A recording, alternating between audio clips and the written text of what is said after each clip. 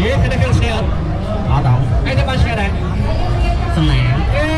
បងណាសំណាងគឺមានមែនណាចាយអង្គតែ3000រៀលទេមកទិញភេសជ្ជៈបើកម្លាំងដាក់នៅវងទៀតលេងហ្គេមយករង្វាន់បានភ្លាមតែម្ដងពីភេសជ្ជៈបើកម្លាំងដាក់ភេសជ្ជៈបើកម្លាំងដាក់របស់ក្រុមខ្មែរ Energy